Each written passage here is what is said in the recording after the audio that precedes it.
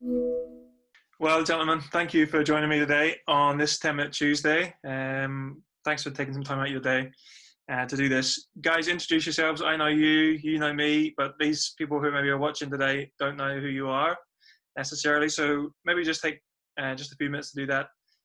Ollie, kick us off and tell us who you are, maybe about your family and where you're pastoring at the moment. Oh, no problem. My name is Ollie Roebuck. I'm the pastor up in the Northwest, up in Richhill Park Baptist Church. I'm married to Valerie, and I have two older children in their early 20s, Karen and Hayden, who are living in Ballymena at the minute. Good. Thanks, Ollie. Paul? Yeah, my name is Paul McAdam, and I am the assistant pastor in Armagh Baptist. Married to Deborah, and I have three boys, Matthew, Nathan, and Timothy. Good man.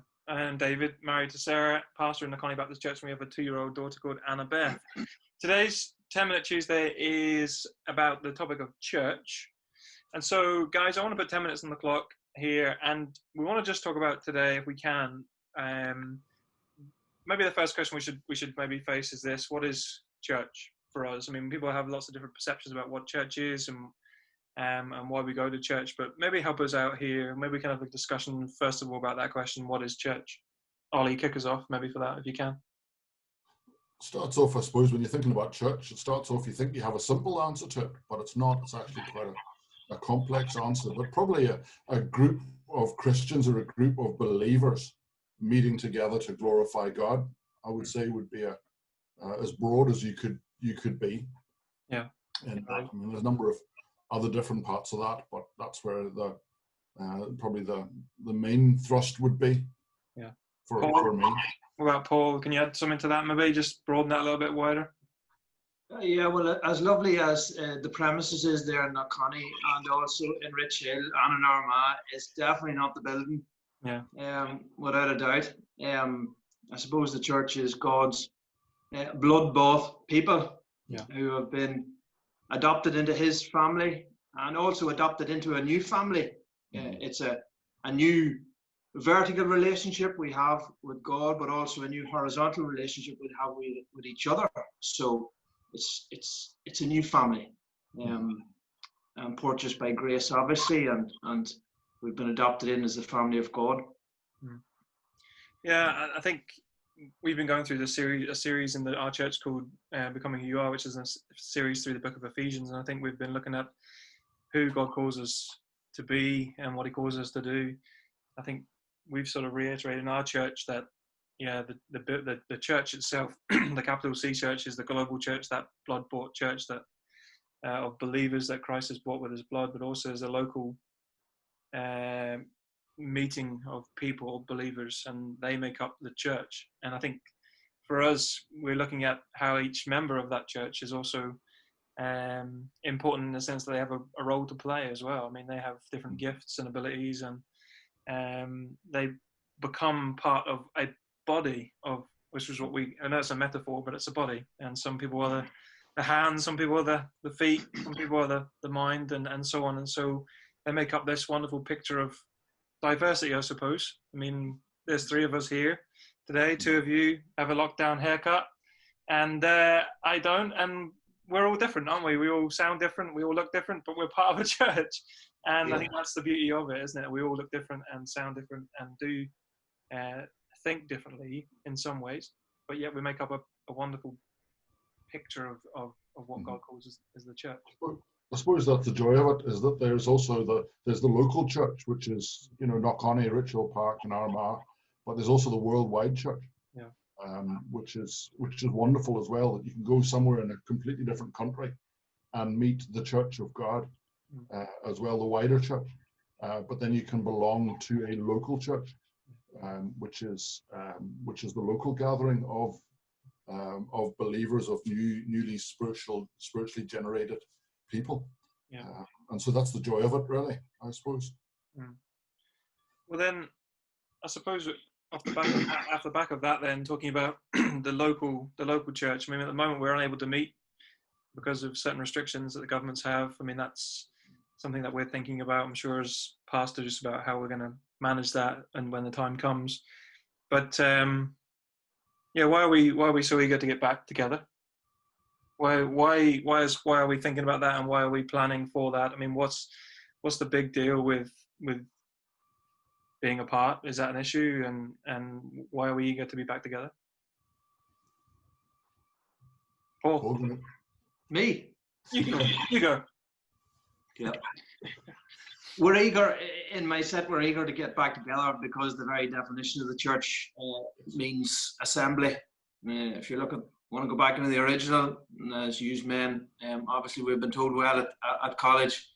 The back in the original word, it means congregation. It means assembly. So you can't have a church without an assembly, without a congregation. It's not possible.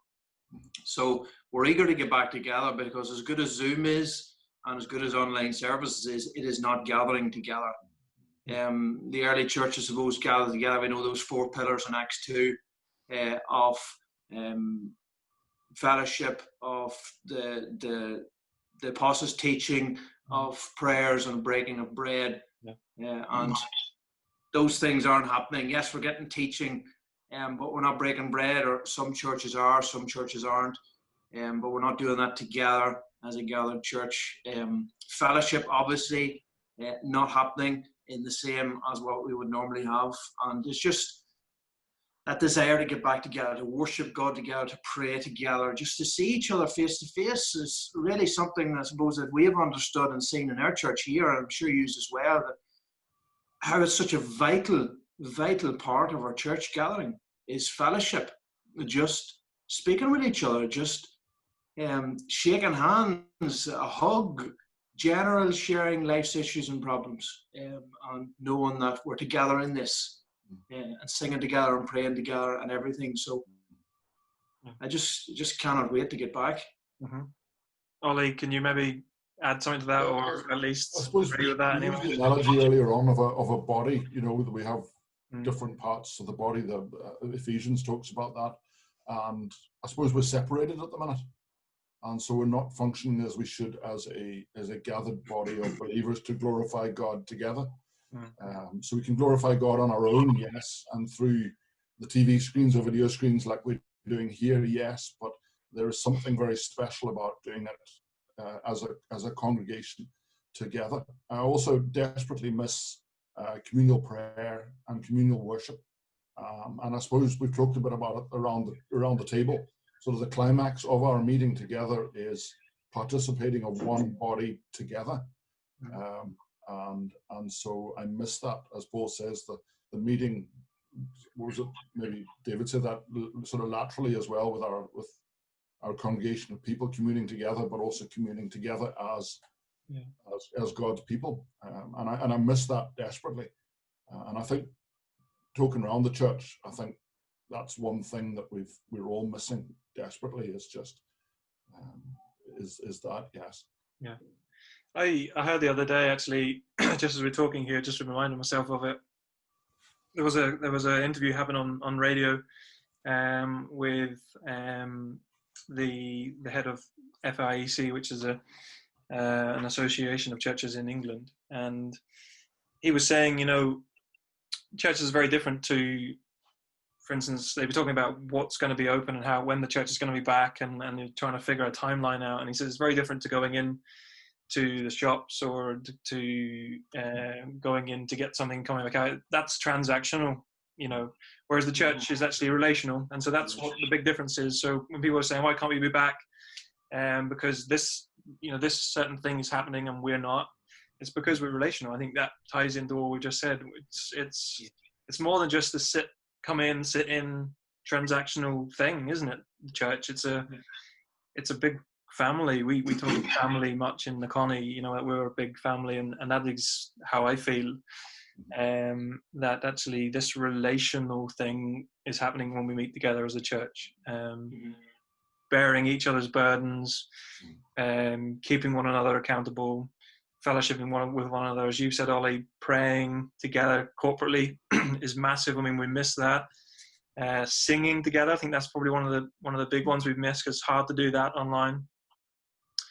And that general fellowship, Paul, as you've said, I think that's something that we've really, really missed. And I think that's part and parcel and intricate to what it means to be the church. So I think that's helpful for me when I think about it. It's not transactional, and we shouldn't approach church that way. Common as a consumer is bad news, but as someone who contributes to that relational body, which is really, really helpful for us, I think, to think about church that way. Yeah. I think if the saying that every cloud is a silver lining.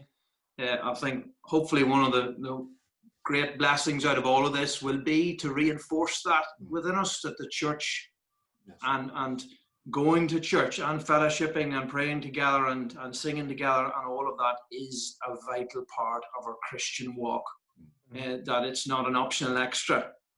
That it's not all right just to sit at home. I mean, many of us now have got used to sitting at home watching services online, but that's not church. That's just filling a hole just for now. But we need to get back. And I always remember the illustration, Mes McConnell, a pastor with 20 schemes, used the illustration about where he pastors quite difficult areas and a lot of drug issues, alcohol addiction and different problems. And he'd have people who would come to faith and then they would veer off. They'd come to church for a while and possibly veer off and not be seen. And he would meet them out and about. And many of them would say, well, I've got Jesus and I've got the Bible. What more do I want? I'm happy. He'd say to them, I haven't seen you at church for a while. But they would, I've got Jesus, I've got the Bible, I'm fine. But what the way he explained it was, he says, that is like a goldfish saying that I've got the water and I've got the food and I don't need the bowl. Mm. It just does not make sense. The church, the family, and the whole structure, eldership and deacons and everything we do and practice as churches holds us together, keeps us on track, encourages us, teaches us, revitalizes us on a Sunday morning, Sunday night, on a midweek, whenever it is, and sends us out. And it's just a vital, vital part. And hopefully this silver lining will be that we will love it even more. And each person in our church also.